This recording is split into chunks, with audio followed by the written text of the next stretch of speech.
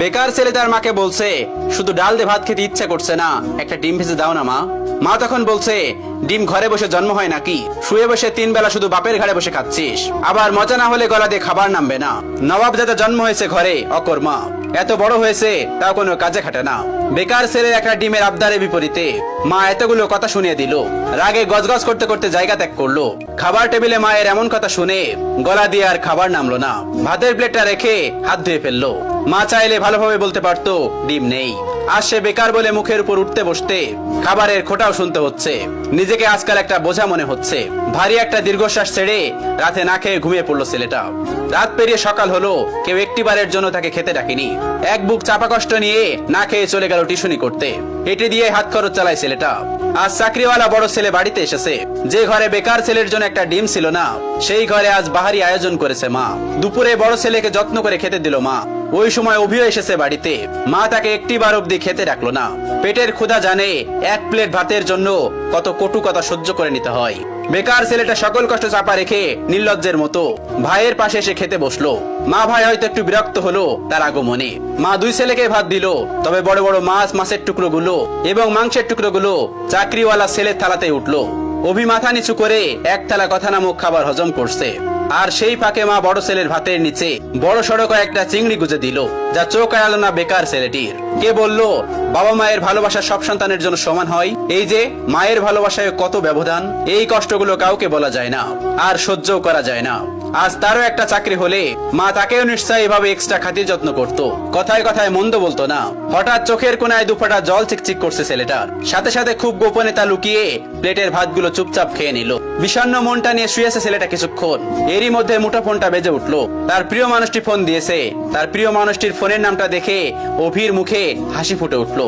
Receive করার সাথে সাথে তার প্রিয় মানুষটি ব্যস্ত কণ্ঠে বলল, অভি, তোমার সাথে বিকাল 4টায় আমি দেখা করতে চাচ্ছি। আমি নদীর পাড়ে অপেক্ষা করছি তোমার জন্য। তুমি তাড়াতাড়ি চলে এসো, জরুরি কথা আছে। অভির হাসি মুখটা চুপসে গেল এক নিমিষেই। পকেটটা একেবারে শূন্য।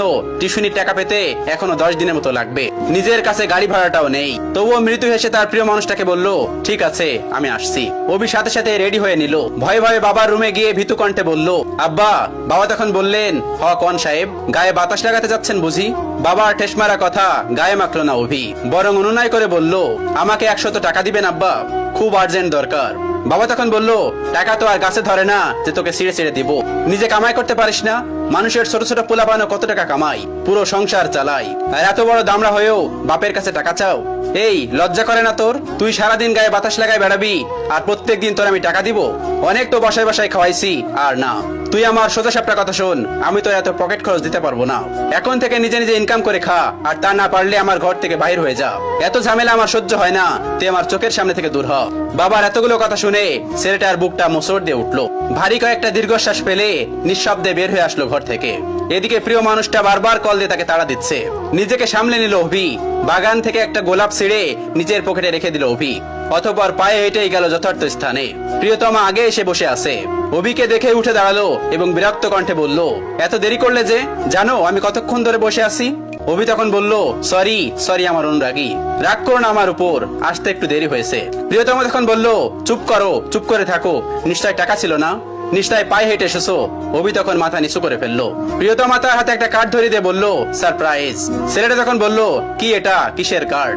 তখন তার প্রিয়তমা তাকে বলল, এটা আমার বিয়ের কার্ড, ফার্স্ট আমি তোমাকেই দিলাম, এসো, কিন্তু তুমি কিন্তু একদমই মিস করবে না। ছেলেটি তখন বলল, মানে কি বলছো তুমি, সত্যি বলছো? মেয়েটি তখন বলল, হ্যাঁ সত্যি বলছি। অভি কাপা কাপা হাতে কার্ডটি খুলে দেখে নিল। তার বুকের বাপাসটায় চিনচিন করে ব্যথা করছে। কাপা কাপা কণ্ঠে জানতে চাইলো, 3 বছরের সম্পর্কের, তবে আজই কি ইতি কথা? প্রিয়তমা তখন জোর কণ্ঠে বলে উঠলো, হ্যাঁ। ছেলেটি তখন বলে উঠলো, আচ্ছা, ভালোবাসতে না আমায়? তুমি এত স্বাভাবিক, কষ্ট হচ্ছে না তোমার? কি করে পারবে তুমি আমাকে ছাড়া অন্য কাউকে বিয়ে করতে? প্লিজ প্লিজ এমন করো না, বলো এসব মিথ্যে। আমি তোমাকে ভালোবাসি, তোমাকে ছাড়া আমি কিভাবে থাকবো বলো? প্রিয়তমা তখন বলে উঠলো, দেখো, আবেগ দিয়ে জীবন চলে না, কম অপেক্ষা তো করলাম না তোমার জন্য। আমি আর আমার বাবা মাকে কষ্ট দিতে পারবো না, আমি চললাম। তখন ছেলেটি অনুনয় বিনয় করে বলছে, আমার হয়ে থেকে যাও না প্লিজ। প্রিয়তমা তখন বলে উঠলো, রাখতে পারবে তুমি? ছেলেটি তখন আবার বলল, আমাকে আরো কয়েকটা দিন সময় দাও না প্লিজ। প্রিয়তমা তখন জোর কণ্ঠে বলে উঠলো, রাখতে পারলে এক্ষুনি, আর না হয় আর আটকিও না। ছেলেটি হাঁটু গেড়ে বসে পড়লো মাটিতে। কিভাবে আগলে রাখবে নিজের ভালোবাসাকে? সে তো নিজেই বেকার, বাসায় নিজেরই তো জায়গা হয় না। তার উপরে অন্য কেউ তো নয়। অতঃপর মনের বিরুদ্ধে যে মাথা নিচু করে বলতে হলো, সরি অনুরাগী, তোমাকে রাখার সাধ্য যে আমার নেই। চলে যাও, তবে সুখী হও স্বামীর ঘরে। ভালো থেকো আমার না হওয়া প্রিয়তমা। বিদায় আমার অনুরাগী। অতঃপর 3 বছরের ভালোবাসার দাপন হলো বেকারত্বের কারণে। এভাবেই প্রতিনিয়ত হাজারো বেকার ছেলে হারায় তাদের প্রিয়তমাকে। অভি টলতে টলতে নদীর কিনারায় বসে পড়লো। নিজেকে পাগল পাগল লাগছে। প্রিয় হারানোর যন্ত্রণা এত তীব্র কেন, এত ব্যথা কেন? এই তো মনে হচ্ছে দমটা বের হয়ে যাবে তার। বুকের বাপাসটা ঝলসে যাচ্ছে তার। চোখ দিয়ে ঝরছে নীরব অশ্রু। বেকারদের এই নীরব অশ্রু লোকচক্ষুর আড়ালেই রয়ে যায়। বুক পকেটের শখের গোলাপটা আর দেয়া হলো না, আর দেওয়া হলো না প্রীতমাকে। অভি উঠে দাঁড়ালো এবং গোলাপটা ছুঁড়ে ফেললো নদীর পানিতে। অতঃপর দাঁড়িয়ে বিড়বিড় করে বলল, বেকারত্ব মানে রোজ হাজারো স্বপ্নের বলিদান। বেকারত্ব মানে হলো রোজ বাস্তবতার অনলে পোড়া। বেকারত্বের মানে হলো জ্যান্ত কতগুলো লাশ। বেকারত্ব মানে হলো জীবনের খাওয়া সেরা বাস। গল্পের শেষে আপনাদেরকে বলছি, ওই যে আপনার বাড়িতে বেকার ছেলেটা আছে না, যাকে সারাদিন বাসা থেকে বের করেন, খাবারের খোঁটা দেন, হ্যাঁ তার কথাই বলছি। বিশ্বাস করুন, এই মানুষগুলো ভিতরে ভিতরে প্রতিনিয়ত শেষ হয়ে যাচ্ছে। এদেরকে কথার আঘাতে প্রতিনিয়ত কষ্ট না দিয়ে, তাদেরকে বোঝা মনে না করে, বরং এদের পাশে থেকে এদের মনোবল মজবুত করতে সাহায্য করুন। পারলে একটা কাজ জোগাড় করে দিন, মানসিক শান্তি দিন। পারলে এদের একটু বোঝার চেষ্টা করুন। শুনুন, একটা পরিবার থেকে একটা মানুষ সাপোর্ট পেলে একটা মানুষ সারা বিশ্বকে জয় করতে পারে। আচ্ছা, এরা তো এমনিতেই বেকার থাকছে, তাই না? জানেন তো এই শহরে আজকাল চাকরির বড়ই অভাব।